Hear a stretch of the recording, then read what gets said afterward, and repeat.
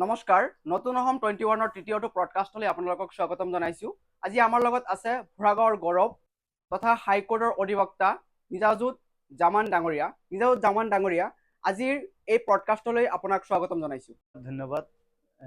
এই বিষয়বিলাকে আমাৰ এই অঞ্চলত এক জনজাগৰণৰ সৃষ্টি কৰিব, সজাগতা সৃষ্টি কৰিব। তোমাৰ এই যি পডকাষ্টৰ জৰিয়তে মানুহক যি সজাগ বা সচেতনতাৰ যি এক বাতাবৰণ সৃষ্টি কৰিছা, ই সঁচাকৈ আমাৰ এই বিশেষকৈ আমাৰ এই অঞ্চলৰ যোনবিলাক মানুহ আছে বৰ্তমান সময়ত বহুত নজনা কথা তোমাৰ জৰিয়তে জানিব পাৰিব, সেইবাবে তোমাকো ধন্যবাদ জনাইছোঁ। নিজাজুদ ডাঙৰীয়া, আজি কিছু আইনৰ বিষয়ে আপোনাৰ পৰা জানিবলৈ চেষ্টা কৰিম, যিহেতু আপুনি ইমান ব্যস্ততাৰ মাজতো আজি সময় দিছে। প্ৰথমতে আমি জানিবলৈ চেষ্টা কৰিম যে লয়াৰ আৰু এডভোকেটৰ মাজত যিটো পাৰ্থক্য, সেই পাৰ্থক্যটো আমি জানিব বিচাৰোঁ আজি। লয়াৰ আৰু এডভোকেট, আমি নৰ্মেলি সকলোৱে ভাবোঁ লয়াৰ আৰু এডভোকেট একেই, কিন্তু লয়াৰ হ'ল আইনৰ ছাত্ৰ। আজি মোৰ হাতত যদি LLB ডিগ্ৰী চাৰ্টিফিকেটটো আছে বা মই LLB পঢ়ি আছোঁ, তেতিয়াহ'লে মোক লয়াৰ বুলি সকলোৱে ক'ব পাৰিব, মই নিজকে লয়াৰ বুলি ক'ব পাৰিম। কিন্তু এডভোকেট বুলি নিজকে ক'ব নোৱাৰিম। এডভোকেট হ'ল এইজন ব্যক্তি যাৰ হাতত LLB ডিগ্ৰী চাৰ্টিফিকেট থকাৰ উপৰিও তেওঁ আমাৰ বাৰ কাউন্সিলত তেওঁ এনৰোল হ'ব লাগিব। আৰু বাৰ কাউন্সিলত এনৰোল হোৱাৰ পিছত আমাৰ এটা এক্সাম হয়, যোনটোক আমি AIBE বুলি কওঁ, অল ইণ্ডিয়া বাৰ এক্সামিনেশ্যন যোনটো আমি কওঁ। সেই এক্সামটো কোৱালিফাই হোৱাৰ পিছত তেওঁ যেতিয়া প্ৰেক্টিচ ষ্টাৰ্ট কৰিব হাইকোৰ্টত বা ডিষ্ট্ৰিক্ট কোৰ্টত বা লোৱাৰ কোৰ্টত, ছাবঅৰ্ডিনেট কোৰ্টত, তেতিয়া লিটিগেশ্যন কৰিব, তেতিয়া তেওঁক এডভোকেট বুলি কোৱা হয়। ফাণ্ডামেণ্টেল ডিফাৰেঞ্চ এইটোৱেই যে এজন আইনৰ ছাত্ৰ আৰু এজন প্ৰেক্টিচিং এডভোকেট। এইটোৱে ডিফাৰেঞ্চ, ফাণ্ডামেণ্টেল ডিফাৰেঞ্চ এইটোৱে। নিজাজুদ ডাঙৰীয়া, যিহেতু সচৰাচৰ দেখিবলৈ পোৱা যায় যে মানুহে ডক্তৰ বা ইঞ্জিনিয়াৰ বা বিভিন্ন ধৰণৰ পদ বাছি লয়, আপুনি অধিবক্তা পদটো বাছি লৈছে কিয়? It's a long story. মোৰ সপোন আছিল যে মই APSC বা UPSC দি IS বা APS তেনেকুৱা অফিচাৰ হ'ম বুলি। কিন্তু তুমিতো জানাই আমাৰ এই অঞ্চলৰ যি গৰাখহনীয়া অঞ্চল, পিছপৰা অঞ্চল, তেতিয়া আমি যেতিয়া পঢ়ি আছিলোঁ তেতিয়া কাৰেণ্টৰ ছিষ্টেম নাছিলে। মই যেতিয়া বৰ্তমানো তেনেকুৱা কাৰেণ্টৰ চিষ্টেম নাই। অলপ সময় থাকে আকৌ। তেতিয়া আমাৰ কাৰেণ্ট নাছিলেই, ইলেক্ট্ৰিকেল ৱায়াৰ কানেকশ্যনে নাছিলে তেতিয়া, সেইটো সময়ত। এতিয়াতো আছে। জীৱনত মই ডিচিশ্যন ল'ব লগা হ'ল, মই এতিয়া কি কৰিম। PhDৰ কাৰণে এণ্ট্ৰেঞ্চ দিলোঁ। এতিয়া PhD কোৰ্চটো আমাৰ 5 years হয়। PhD কৰি পেলাই তাৰপিছত নেট দিব লাগিব, স্লেট দিব লাগিব, চাকৰিৰ কাৰণে ৱেইট কৰিব লাগিব, বহুত এটা লং প্ৰচেছ আছে। তেতিয়া আমাৰ যোনজন ডিপাৰ্টমেণ্টৰ হেড আছিলে কটনৰ, তেখেতৰ লগত মই বহিলোঁ। খুব ভাল মানুহ, অসম সাহিত্য সভাৰ সম্পাদকো আছিল তেখেত। খুব ভাল মানুহ। অসমীয়া সাংস্কৃতিক জগতখনত তেখেতৰ বহুত অৱদান আছে। তেখেতে একদম মোক নিজৰ বহুত মৰম কৰিছে, নিজৰ সন্তানৰ নিচিনা হেৰি কৰিছে। পিছত মই তেখেতৰ লগত বহিলোঁ যে ছাৰ এতিয়া কি কৰা যায়, মোৰতো ঘৰতো ফাইনেন্সিয়েল কণ্ডিশ্যন বহুত বেয়া। এতিয়া মই PhD কোৰ্চটো আগুৱাই নিবলৈ হ'লে মোৰ 5 years প্লাছ মোৰ ইনকাম নাই। চ' মোক এনেকুৱা এটা ছাজেশ্যন দিয়ক যাতে মই কিবা এটা কৰিব পাৰোঁ, লগতে এটা মই এটা লাইনত যাব পাৰোঁ, ভাল মানুহ এটা হ'ব পাৰোঁ, ঘৰখনক চলাই নিব পাৰোঁ। তেতিয়া ছাৰে ক'লে তুমি এটা প্ৰফেশ্যনেল কোৰ্চ কৰি লোৱা। তেতিয়া প্ৰফেশ্যনেল কোৰ্চ কৰিম ভাবি ছাৰৰ লগতে ডিছকাছ কৰি, মোৰ ফ্ৰেণ্ড কেইটামান আছিল, তেওঁলোকৰ লগত ডিছকাছ কৰি মই LLBত এডমিশ্যন লৈ ল'লোঁ। ছাত্ৰ এজনে যদি এডভোকেট হ'ব বিচাৰে, তেনেহ'লে প্ৰচেছটো কেনেকুৱা? ধৰকচোন আপুনি হায়াৰ ছেকেণ্ডেৰী দিয়াৰ পিছত ছাত্ৰ এটা ভাবি থাকে যে কি কৰিম এতিয়া, বা কেনেকৈ পঢ়িম অধিবক্তা, সেইটো ভাবি থাকে। কেনেকৈ সম্ভৱ? ফাৰ্ষ্ট, যদি কোনো ষ্টুডেণ্টে অধিবক্তা হ'ব বিচাৰে, প্ৰথমে HS পাছ কৰি পেলাই তেওঁ LLB কোৰ্চত এডমিশ্যন ল'ব লাগিব। দুটা প্ৰচেছ আছে, এটা হ'ল HS পাছ কৰাৰ পিছত আৰু এটা ডিগ্ৰী কোৱালিফাই হোৱাৰ পিছত। হায়াৰ ছেকেণ্ডেৰী পাছ কৰাৰ পিছত কোৰ্চটো হয় 5 years কোৰ্চ, যোনটোক আমি BA LLB বুলি কওঁ। আৰু গ্ৰেজুৱেশ্যন ক্লিয়াৰ কৰাৰ পিছত 3 years কোৰ্চ হয়, যোনটোক আমি LLB বুলি কওঁ। HS পাছ কৰাৰ পিছত তোমাৰ ধৰা জুলাইৰ পৰা আগষ্টৰ ভিতৰত এণ্ট্ৰেন্স এক্সাম হয়। আমাৰ গুৱাহাটী ইউনিভাৰ্চিটিৰ আণ্ডাৰত যোনবিলাক LLB আছে বা বাহিৰৰ প্ৰাইভেট ইউনিভাৰ্চিটি LLB আছে, এণ্ট্ৰেন্স হয়। এণ্ট্ৰেন্স হোৱাৰ পিছত 5 years আৰু 3 years ছেপাৰেট এণ্ট্ৰেন্স হয়। তেওঁলোকে এণ্ট্ৰেন্সত এনৰোল কৰিব লাগে।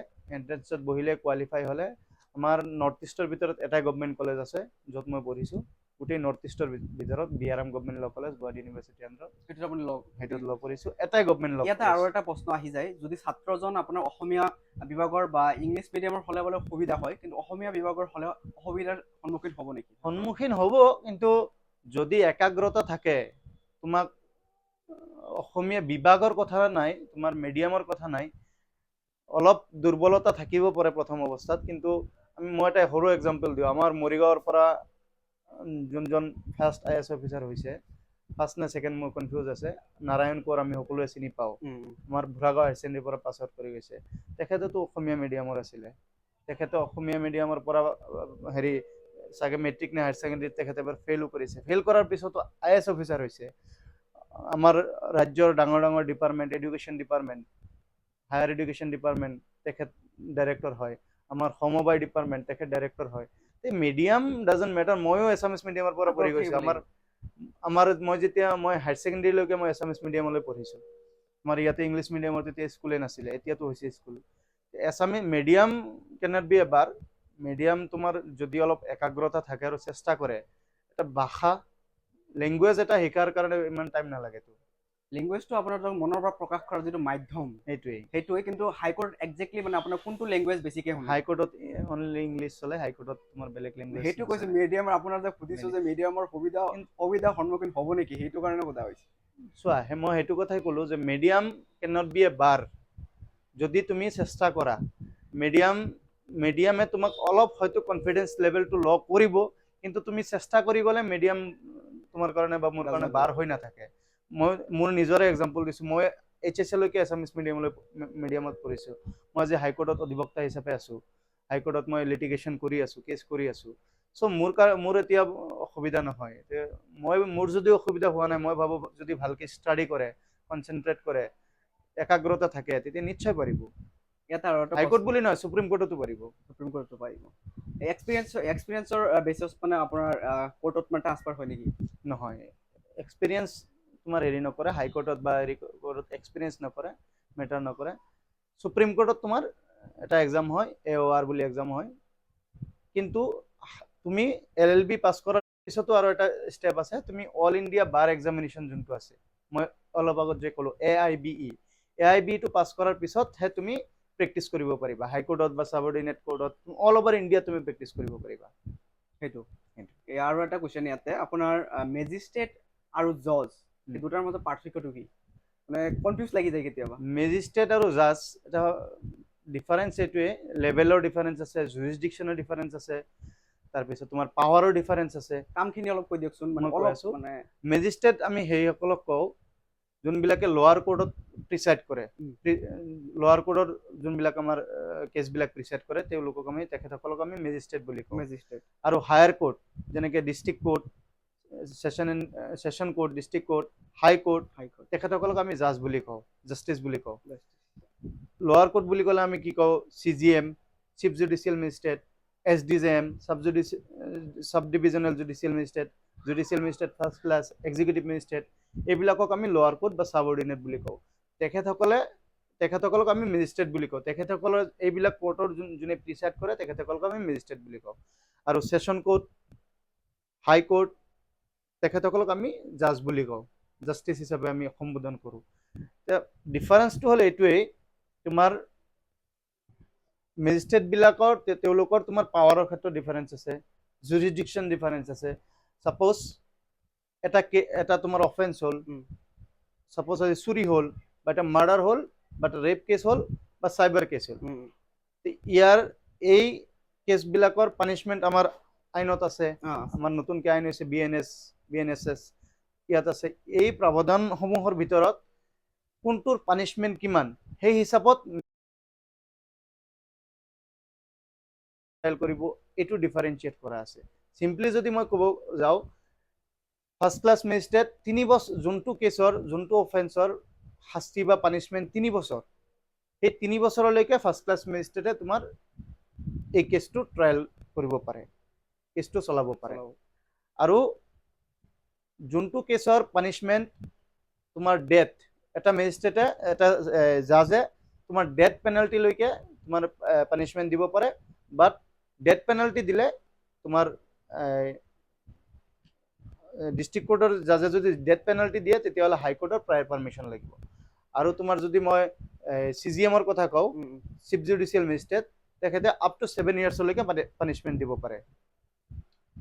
ইয়াত আৰু এটা কুৱেশ্যন, যেতিয়া নেকি মেজিষ্ট্ৰেট এজনে আপোনাৰ ৰায়দান দিব, সেই ৰায়দানটো আপোনাৰ হাইকোৰ্টে আকৌ পৰিৱৰ্তন কৰিব পাৰিব নেকি? পাৰিব। আমাৰ সেইটোৱে চিষ্টেম এটা আছে, এপিল আমি যাক কওঁ, এপিলৰ চিষ্টেম আছে। ছাপ'জ ছাবঅৰ্ডিনেট কোৰ্টত এটা আমি পেটিশ্যন দিলোঁ, পেটিশ্যনটো ৰিজেক্ট হ'ল বা একচেপ্ট হ'ল, তাৰ এগেইনষ্টত তোমাৰ ছাবঅৰ্ডিনেট কোৰ্টৰ এগেইনষ্টত ডিষ্ট্ৰিক্টত কৰিব পাৰে বা ডাইৰেক্ট হাইকোৰ্টতো কৰিব পাৰে। জুৰিডিকশ্যন আছে, হাইকোৰ্টত জুৰিডিকশ্যন আছে, ডিষ্ট্ৰিক্ট কোৰ্টত জুৰিডিকশ্যন আছে। তাৰপিছত হাইকোৰ্টতো যদি আকৌ তোমাৰ কিবা এটা ৰিজাল্ট হ'ল, দুটা পাৰ্টি থাকে, এটা পাৰ্টিৰ কেছ বেয়া হ'ল, এটা পাৰ্টিৰ সন্তুষ্ট নহ'ল, তেতিয়া সুপ্ৰিম কোৰ্টত যাব পাৰে। সুপ্ৰিম কোৰ্ট শেষ ভৰসা আৰু ৰাস্তা খোলা আছে সুপ্ৰিম কোৰ্টলৈ। এতিয়া আৰু এটা কুৱেশ্যন আপোনাক, government order is superior or high court order is superior? Obviously government অৰ্ডাৰটো তলতে থাকিব। Obviously high court order is superior. Court order is superior. It's not about high court or supreme court, court order is superior. যদি আমি এইটো কওঁ, কনষ্টিটিউশ্যনটোৰ কথা ইয়াত আনিব লাগিব। আমাৰ ইণ্ডিয়ান যোনটো ছিষ্টেম, ইণ্ডিয়ান তিনিটা ধৰা ছিষ্টেম আছে, লিগেল, জুডিচিয়াৰী, এক্সিকিউটিভ আৰু পাৰ্লিয়ামেণ্ট, গভৰ্ণমেণ্ট। গোটেইখিনি আমি কি ফ'ল' কৰোঁ? গোটেইখিনি আমি কি ফ'ল' কৰোঁ? কনষ্টিটিউশ্যন ফ'ল' কৰোঁ। এই কনষ্টিটিউশ্যনৰ গাৰ্জিয়ান কোন? High court and supreme court is a guardian of this constitution. Constitution interpret কৰিব পাৰে হাইকোৰ্ট এণ্ড সুপ্ৰিম কোৰ্টে। যদি মই এক্সাম্পল হিচাপে লওঁ, আজি গভৰ্ণমেণ্টৰ যিকোনো এটা ডিপাৰ্টমেণ্টে এটা অৰ্ডাৰ পাছ কৰিলে, ছাপ'জ এজ এন এক্সাম্পল কিবা এটা লাইচেঞ্চ প্ৰভাইড কৰিলে গভৰ্ণমেণ্টে। ছাপ'জ মোক আজি গান লাইচেঞ্চ দিলে বা লিকুৰ বা হেৰিৰ বেলেগ কিবা এটা লাইচেঞ্চ দিলে। লাইচেঞ্চটো দিয়াৰ পিছত যদি কোনোবাই হাইকোৰ্টত এইটো চেলেঞ্জ কৰে, high court has the power to stay the licence given to me. দিব পাৰে, হাইকোৰ্টে ষ্টে দিব পাৰে। ছাপ'জ আজি ক'ৰবাত এটা বৰ্তমান চলি আছে যোনটো আমাৰ ইয়াতে এভিকশ্যন, উচ্ছেদ যোনটো চলি আছে। আজি গোৱালপাৰাত যোনটো উচ্ছেদ চলি আছে, গভৰ্ণমেণ্টে উচ্ছেদ কৰি আছে, গভৰ্ণমেণ্টৰ ডিপাৰ্টমেণ্টে উচ্ছেদ কৰি আছে, কিবা বিলৰ মাটিৰ কাৰণে উচ্ছেদ কৰি আছে। ছাপ'জ এটা লিটিগেশ্যন ফাইল হ'ল হাইকোৰ্টত। As an example, litigation file হোৱাৰ পিছত তাৰে যোনবিলাক যাৰ ৰাইট ভায়লেট হৈছে, যোন তাৰ পৰা এফেক্টেড হৈছে, তো হাইকোৰ্টত এটা পেটিশ্যন দিলে, ৰিট পেটিশ্যন দিলে। পেটিশ্যন দিয়াৰ পিছত high court has the power to stay the order pass by the government. হাইকোৰ্টে পাৰে আৰু হাইকোৰ্টে পাৰে। ডিষ্ট্ৰিক্ট কোৰ্টে পাৰিবনে? পাৰিব। হাইকোৰ্টে ষ্টে কৰি দিলে সেইটো আৰু এভিকশ্যনটো ৰখি যাব। যদি নামানে, মানিলে কণ্টেম্প্ট অফ কোৰ্ট হ'ব। সেই কণ্টেম্প্ট অফ কোৰ্টৰ বিষয়ে অলপ কৈ দিয়কচোন। ছাপ'জ গভৰ্ণমেণ্টে এটা অৰ্ডাৰ পাছ কৰিলে, সেই অৰ্ডাৰটো হাইকোৰ্টে আকৌ ষ্টপ কৰি দিলে, হাইকোৰ্টে ছেট এছাইড কৰি দিলে, কৰিব নোৱাৰা, ইনভেলিড কৰি দিলে। সেই অৰ্ডাৰ যোনটো পাছ হ'ল, সেই অৰ্ডাৰটো নি আমি ডিপাৰ্টমেণ্টত জমা দিলোঁ। জমা দিয়াৰ পিছত যদি ডিপাৰ্টমেণ্টে সেইটো অৰ্ডাৰ ফ'ল' নকৰে, তেতিয়া কোৰ্টক অৱমাননা কৰা হ'ল, যাক আমি কণ্টেম্প্ট অফ কোৰ্ট বুলি কওঁ। সেইটো কোৰ্টক অৱমাননা কৰা হ'ল। এতিয়া কণ্টেম্প্ট অফ কোৰ্ট পেটিশ্যন আকৌ দিয়া হ'ব, তেতিয়া আকৌ সেই ডিপাৰ্টমেণ্টক বা ডিপাৰ্টমেণ্টৰ অথৰাইজ অফিচাৰক কোৰ্টে নটিচ কৰিব। তেওঁৰ চাকৰি পৰ্যন্ত যাব পাৰে। এনেকুৱা বহুত কেছ হৈছে, আমি আজিকালি ইউটিউবত তোমালোকে চবেই চাইছে। ভাল ভাল IAS অফিচাৰ, IPS অফিচাৰ, ডাঙৰ অফিচাৰ কোৰ্টক অৱমাননা কৰাৰ কাৰণে তেখেতৰ তোমাৰ ছাছপেনশ্যন হৈ গৈছে, চাকৰি নাইকিয়া হৈ গৈছে। সেইটো কাৰণে জগৰীয়া চৰকাৰ নে সেই অফিচাৰজন? অবভিয়াছলি চৰকাৰটো এটা এণ্টিটি হয়। ইনষ্ট্ৰাকচন মতে কামটো কৰে। চৰকাৰটো এটা এণ্টিটি হয়, চৰকাৰ এজন মানুহ নহয়। চৰকাৰটো চলাই কোনে? অফিচাৰবিলাকে চলায়। চ' অবভিয়াছলি অফিচাৰবিলাকে তাৰ কাৰণে হেৰি হ'ব। যোনটো অথৰাইজ অফিচাৰ আছিলে, তেওঁৱে হ'ব তাৰ কাৰণে জগৰীয়া। এটা আৰু এটা কুৱেশ্যন, কেতিয়াবা নেকি যেতিয়া ক্ৰাইম কৰাৰ পিছত দেখা যায় যে কেতিয়াবা জামিন পায় আৰু কেতিয়াবা জামিন নাকচ হয়। কেতিয়া জামিন পায় আৰু কোন মানে আইনৰ ক্ষেত্ৰত বা কোনটো অপৰাধৰ ক্ষেত্ৰত জামিন মঞ্জুৰ হয় বা কিছুমানৰ ক্ষেত্ৰত নহয়, সেইটোৰ বিষয়ে অলপ কৈ দিয়ক। বেইলটো হ'ল, কিছুমান কেছ আছে, bail is the rule, jail is exception. Normal provision হ'ল এইটো, মানে বেইলটো দিব লাগে। জেইল এক্সেপশ্যন হয়, এক্সেপশ্যনেল কেছতহে জেইল দিয়ে। Bail is the rule. কিন্তু কিছুমান হিনিয়াছ ক্ৰাইম আছে। চ' আজি যদি আমি 2012ত যোনটো পোক্সো আহিল, এতিয়া পক্সো কেছ এটাত যদি বেল দিব লগা হয় সেইটোত বেলটো এক্সেপশ্যন হ'ব, বেলটো ৰুল নহ'ব। আজি মাৰ্ডাৰ কেছ এটাত যাৰ পানিচমেণ্ট ডেথ চেণ্টেন্সলৈকে আছে ৰুলছত নাই নেকি এইটো? আছে, বেলটো পায়। তোমাৰ বেলটো হয় কি, বেল যেতিয়া এজন জাজে বা মেজিষ্ট্ৰেটে বা জাষ্টিছে যেতিয়া বেল দিয়ে, তোমাৰ গোটেই মেটাৰটো চালি জাৰি চাই মেটাৰটো কি আছে কি নাই, এফআইআৰ কি আছে, কি ৰিজন, প্ৰাইমা ফেচি কেছ হৈছে নে নাই, নে তেওঁৰ এগেইনষ্টত ফলছ এলিগেশ্যন লগাইছে। আজি এটা কেছ হ'ল, তোমাৰ কাৰোবাৰ এগেইনষ্টত এটা কেছ দিলে, কেছটোতো ফলছো হ'ব পাৰে, ফলছো হ'ব পাৰে। এতিয়া ডকুমেণ্টাৰী এভিডেন্স জাজৰ ওচৰত আহিব, যদি প্ৰাইমা ফেচি জাজে চাই যে নাই এইটো ফলছ কেছ, জাজে যদি চাই যে এইটো ফলছ কেছ আৰু তেনেকুৱা এভিডেন্স যদি আমি প্ৰভাইড কৰিব পাৰোঁ, আমি আৰ্গুমেণ্ট কৰি তেনেকুৱা যদি প্ৰাইমা ফেচি কেছটো মেড আউট কৰিব পাৰোঁ, দেন অবভিয়াছলি মাৰ্ডাৰ কেছতো পক্সো কেছতো বেল পায়। কিন্তু প্ৰাইমা ফেচি যদি কেছটো তোমাৰ মেড আউট হয়, ডেট মিনছ যদি তেওঁৰ এগেইনষ্টত এলিগেশ্যনটো প্ৰাইমেৰিলি ফেক্টছ চাৰ্কামষ্টেঞ্চেছত তেওঁৰ এগেইনষ্টত যদি হেৰি হয়, মেড আউট হয়, বা তেওঁৰ এগেইনষ্টত যদি প্ৰমাণিত হোৱাৰ আশংকা থাকে, প্ৰমাণিতটো এতিয়াই নহয়, প্ৰমাণিত হ'ব তোমাৰ ট্ৰায়েল চলাৰ পিছত, আশংকা থাকে, তেতিয়াহ'লে বেলটো ৰিজেক্ট হয়। বেল সেইকাৰণে কৈছে bail is the rule and jail is exception, but in heinous crime bail is exception. মানে যিবিলাক স্পৰ্শকাতৰ মানে আছে সেইবিলাকত মানে বেল দিবও পাৰে, নিদিবও পাৰে। হয়। আৰু এটা কথা ইয়াতে যে যদি আপুনি মোৰ ওপৰত কেছ এটা লগাই দিলে, লগোৱাৰ পিছত সেইটো প্ৰমাণিত নহ'ল, আপুনি মোক মানে বদনামী কৰিবলৈ সেই কেছটো আপুনি লগালে, সেইটো ক্ষেত্ৰত কি মানে কি কৰিব উচিত, কি কৰা উচিত? সেইটোৱে, তোমাৰ ছাপ'জ কেছ এটা হ'ল, কেছ এটা ৰেজিষ্টাৰ হ'ল, ৰেজিষ্টাৰ হোৱাৰ পিছত পুলিচে চাৰ্জশ্বিট ছাবমিট কৰিলে, ছাবমিট কৰাৰ পিছত কেছটো কোৰ্টলৈ যাব, কোৰ্টলৈ ট্ৰান্সফাৰ হোৱাৰ পিছত ট্ৰায়েল আমি যোনটো কওঁ, আমাৰ লিগেল ৱৰ্ড ট্ৰায়েল মানে তাতে কোৰ্টত যোৱাৰ পিছত সাক্ষী হ'ব, সাক্ষীৰ ক্ৰছ এক্সামিনেশ্যন হ'ব, গোটেই বস্তু এভিডেন্স ল'ব কোৰ্টে, এভিডেন্স লোৱাৰ পিছত কোৰ্টে জাজমেণ্ট এটা দিলে। ছাপ'জ তোমাৰ এগেইনষ্টত ফলছ কেছ এটা হ'ল, জাজমেণ্টটো তুমি একুইটেল হ'লা, মানে তুমি মুক্তি পালা, আমি যাক আমাৰ লেংগুৱেজত খালাচ হোৱা বুলি কওঁ কেছত। সেইটো হোৱাৰ পিছত যোনে তোমাৰ এগেইনষ্টত ফলছ কেছটো কৰিছিলে, তেওঁৰ এগেইনষ্টত বা গভমেণ্টত পাৰ্টি কৰি পেলাই তুমি ডিফেমেশ্যন কেছ এটা কৰিব পাৰা, মানহানি কেছ এটা কৰিব পাৰা, যে মোৰ সন্মানৰ ক্ষয় ক্ষতি হৈছে, মোৰ পইচা পাতিৰ ক্ষয় ক্ষতি হৈছে, সেইটোৰ গ্ৰাউণ্ডত তুমি ডিফেমেশ্যন কেছ এটা কৰিব পাৰা, সেইটো ৰাইট আছে। আৰু এটা কথা ইয়াতে, আপোনাৰ কিবা এটা ক্ৰাইম কৰিছে, বেল দি দিলে, সেইটোৱে মানে একদম মানে আৰু মানে জেলত যাব নালাগে নেকি সেই মানুহজনৰ? বেল হৈছে, বেল বুলিলে আমি জামিন বুলিহে কওঁ। জামিনটো সদায় টেম্পৰাৰী থাকে, জামিনটো এনি টাইম কোৰ্টে কেঞ্চেল কৰিব পাৰে, কিছুমান গ্ৰাউণ্ড আছে জামিন কেঞ্চেল কৰে। মানে শেষ নিৰ্দেশনাটো বা ৰায়দানটো কেতিয়া দিব পাৰে? বা বেলটো হ'ল এটা টেম্পৰাৰী ৰিলিজ। এটা কেছত যেতিয়া কেছটো ৰেজিষ্টাৰ হোৱাৰ পিছত যেতিয়া পুলিচে এৰেষ্ট কৰে, এৰেষ্ট কৰাৰ পিছত বেল দিয়ে বা প্ৰি এৰেষ্ট বেল দিয়ে, আমি যাক এণ্টিচিপেটৰী বেল বুলি কওঁ। বেল দিয়াৰ পিছত বেল কেতিয়া দিয়ে, যে ইনভেষ্টিগেশ্যনটো ছাবষ্টেঞ্চিয়েলি প্ৰগ্ৰেছ হৈছে, প্ৰাইমা ফেচি কেছ তেওঁৰ এগেইনষ্টত নাই, প্ৰাইমা ফেচি হেৰি এভিডেন্স তেওঁৰ এগেইনষ্টত নাই, তেতিয়া কোৰ্টে বেল দিলে।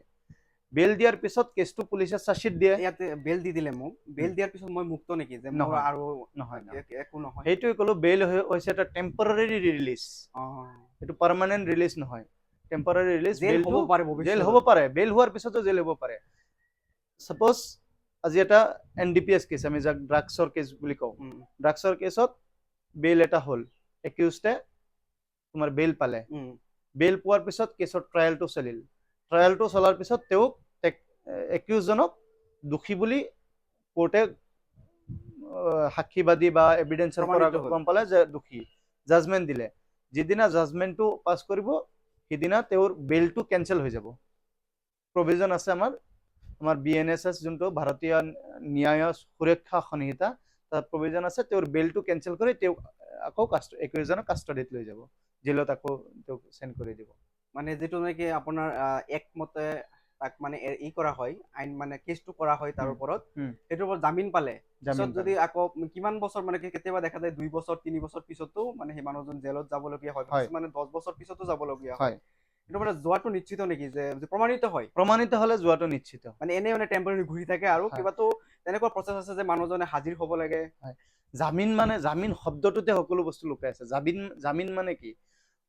মই কিবা এটা ভুল কৰিছো, ভুলটো এতিয়াও প্ৰমাণিত হোৱা নাই, মই কোৰ্টত আবেদন জনালো যে মোক জামিন দিব লাগে, যে মোৰ এগেইনষ্টত যোনটো কেছ আছে, অফেন্স আছে, অফেন্সটো প্ৰমাণিত নোহোৱালৈকে মই মোক জামিন দিব লাগে, মানে বেল দিব লাগে। মই যেতিয়া জামিন যেতিয়া দিব লাগে তেতিয়া কি হয়, এজন জামিনদাৰ, আমি বেল বন আমি কোৰ্টত দিব লাগে, জামিনদাৰ দিয়ে। জামিনদাৰ কিয় দিয়ে? যদি সেই মানুহটো পলাই যায়, একিউজন পলাই যায়, সেই জামিনদাৰক কোৰ্টে আকৌ নটিচ কৰিব। সেইকাৰণে কৈছে বেলটো সদায় টেম্পৰাৰিলি ইন নেচাৰ, বেলটো এনি টাইম কেঞ্চেল হ'ব পাৰে, আৰু যদি একিউজন দোষী সাব্যস্ত হয়, তেওঁৰ বেলটো যিদিনা তেওঁৰ জাজমেণ্ট প্ৰনাউন্স কৰিব, সেইদিনা তেওঁৰ বেলটো অট'মেটিক কেঞ্চেল হৈ যাব। ইয়াত আৰু এটা বেলটো প্ৰশ্ন, তেওঁৰ জামিনদাৰটোক কোৰ্টে চেছ কৰি পেলাই ফৰফেচাৰ বুলি কয়, এইটো আকৌ ফৰফেচাৰ জেলত কৰি যাব পেলাই লাগিব। আকৌ জেলত যাব লাগিব। এণ্টিচিপেটৰী বেল যিটো আছে হয়। সেইটোৰ বিষয়ে অলপ জানিব বিচাৰো।